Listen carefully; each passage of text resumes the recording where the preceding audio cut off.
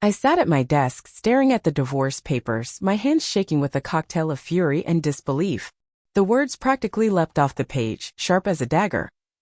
Wife has shown consistent financial irresponsibility and an inability to contribute meaningfully to our marriage. My name's Elena, and at 30, I never imagined my husband of 5 years, Mark, would slap me with a label like financially worthless. Especially not now, with my tech startup in Palo Alto teetering on the edge of an $800,000 sale. The irony was so thick it could have been funny if it didn't hurt so damn much. Through the glass walls of my office, I caught sight of my assistant, Sophie, giggling at her phone. She'd been off lately, longer lunches, hush phone calls, and an unusual curiosity about our company's acquisition talks. Now with her shiny new designer handbag and those fresh off the runway heels. The puzzle pieces were snapping together. A ping from my laptop jolted me back. An email from the acquisition team. The deal was almost done. $800,000 for my AI-driven market analysis software. I'd kept it under wraps, not for secrecy's sake, but because I'd learned long ago that real success doesn't need a megaphone. Mark, with his real estate swagger, had always brushed off my work as tinkering with computers. He never got it, never even tried. Your little hobby, he'd called it. Even as my company racked up clients and industry buzz. Elena? Sophie's voice cut through my thoughts as she peeked in. Mark called. Said he's sending someone to grab his stuff this weekend. Her lips twitched with a smirk as she turned. Her new diamond bracelet, eerily like the one Mark's mom gave me for our first anniversary, flashing in the light.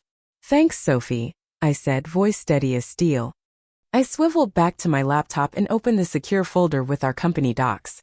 First thing tomorrow, Sophie's system access was gone, standard protocol for an employee about to jump ship. Which I knew she would. The divorce papers sat there, begging for my signature.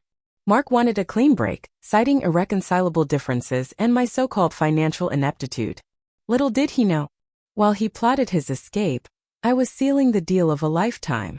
I grabbed my pen, a strange calm settling over me. Sometimes, the best comeback isn't a fight. It's letting people show you who they really are. 3 days later, I sat in a sleek downtown Palo Alto law office, signing 2 stacks of paperwork. One ending my marriage, the other locking in my company's future. The timing felt almost poetic. Ms. Rivera, my corporate attorney, Claire, said, adjusting her glasses.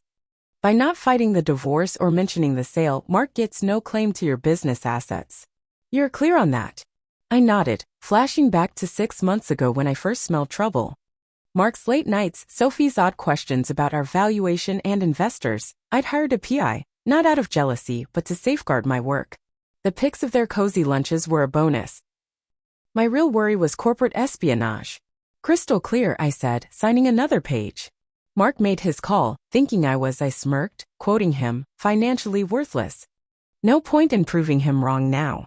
The acquisition team had demanded silence until the ink dried. My employees didn't even know yet, though they'd love the retention bonuses I'd fought for. Well, most of them. My phone buzzed. A text from my VP of Engineering, Ryan. Sophie just quit. Effective immediately. Says she's got a hot new gig. Right on cue, I muttered, catching Claire's raised eyebrow. Trouble? She asked. Nope, I said. Just someone who thinks they've struck gold elsewhere. I didn't mention I'd already shifted Sophie's access to a dummy account, Tech 101, always prepped for a backstabber's exit. Later, I overheard 2 developers chatting. Sophie had been hyping up some genius investment tied to exclusive real estate deals, double your money fast. I could almost see Mark's eyes lighting up at the pitch. They were 2 peas in a pod. Chasing quick cash instead of real value. I turned back to my acquisition checklist. Let them run after their fairy tales. I had a company to sell and a future to shape. The deal closed on a Thursday. In our office kitchen, I watched my team pop champagne, their faces glowing as I dropped the bonus news. To Elena, Ryan shouted, raising his glass. The boss who never bragged she was a secret millionaire. Laughter rippled through the room. I grinned, thinking how alien this was to Mark's world of fast-talking schemes. My phone buzzed again. Claire. Divorce finalized. Mark didn't fight a thing. Congrats, you're free and a lot richer. I was about to reply when Tyler from accounting rushed over, eyes wide. Elena. You won't believe this. My buddy at First Bay Bank says Mark just took out a huge loan against his properties, liquidating everything for some exclusive opportunity. Sophie sold him on it, something about our trading algorithms. I sipped my champagne unfazed. Sophie never touched a real AI, just the flashy client demos. But she wouldn't tell Mark that. I'm sure they've got it handled, I said dryly. That night, packing up, I found an old photo. Me and Mark at a company holiday party. I was deep in a project chat while he scrolled his phone, detached as ever. I tossed it in the recycling bin and grabbed my laptop. Tomorrow we'd kick off integration with the buyer. A 3-year gig leading my team with big tech muscle behind us. A text from my PI popped up. Sophie bought a one-way ticket to the Caymans. Solo trip. I didn't reply. Instead, I drove to my new hillside condo, poured a glass of wine, and watched the Silicon Valley sunset. Success isn't about settling scores, it's about moving on while others trip over their own greed. 2 months later, buried in expansion talks. Angry investors are swarming the building. I pulled up the story. There was his office, mobbed by sign-waving victims screaming fraud. Sophie had spun her secretary gig into a golden ticket, hinting at insider AI secrets. Thanks, Mia, I said. But I've got a pitch for Asia markets in 10. I hung up, refocusing on my real work. Our AI was crushing it, and I wasn't about to let their mess derail me. Still, the fallout was hard to dodge. A detective showed up at my office. Ms. Rivera. I'm investigating an investment fraud tied to Sophie Carter and Mark Grayson. She worked here, right? I handed over her file. 2 years as my assistant. Basic admin stuff, no tech access.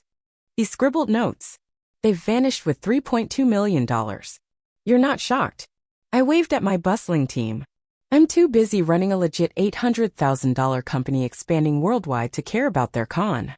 Days later, at my usual coffee spot, I overheard Mark's ex-colleagues moaning. She showed us fake reports, 40% returns. How'd we fall for it? I paid for my latte and left. Their loss wasn't my problem, Singapore hires were. Then Claire called. FBI's on it now. Shell companies across 7 states, $5 million gone. Last spotted on a yacht near the Caymans, then poof. I shrugged. Send the feds Sophie's HR stuff. She had zero tech insight, pure bluff. Claire chuckled. They found Mark's emails bragging about ditching his useless wife for a big score. Timing's a killer. Karma's got a hell of a clock, I said, prepping for a board meeting on medical AI. That night, my team buzzed with real wins, cancer outcome analysis, climate predictions. Meanwhile, Mark and Sophie's scam hit the headlines again. Fake AI promises, polished headshots, and all. 6 months in, at a San Francisco tech conference. The Wall Street Journal dropped the full expose. They'd cooked it up as my acquisition brood. Sophie faking docs, Mark selling the dream. A reporter cornered me post-talk. Your take on the Grayson Carter scandal? I smiled tightly. I'm here to talk about AI saving lives, not their knockoff lies. Later, the FBI emailed. Mark had tried hacking our servers post-Sophie's exit. My security held. Now they wanted our help tracing crypto trails. I passed it to my team. Too busy with hospital trials to sweat it. Then Barbara texted. Mark nabbed in Buenos Aires. Fake passport. Sophie's gone with the cash. I barely blinked. Singapore's climate demo was waiting. At the conference close, I spoke on real innovation, no shortcuts, just value. Our medical AI won Innovation of the Year the day Mark faced extradition. Poetic, sure. But I was already on to the next project. A year later, I watched his sentencing. The judge didn't hold back. You ruined lives for greed, 12 years. I left for a board meeting. Our AI was hitting 50 hospitals, boosting outcomes by 40%. Amanda was still out there, millions in tow, but I didn't care. My little project was now worth $100 million. Saving lives while they chased shadows. 2 weeks later, at Stanford's engineering commencement, I told the grads, real success isn't quick cash, it's grit and impact. A student asked if I relished Mark and Sophie's fall. Nah, I said. I was too busy building something real. That night, Singapore's AI saved an island from a typhoon. Meanwhile, Mark's last $42,000 got seized. As I walked my 3-floor office, I smiled. Sometimes the sweetest win isn't revenge, it's watching your work light up the world while others fade into the dark.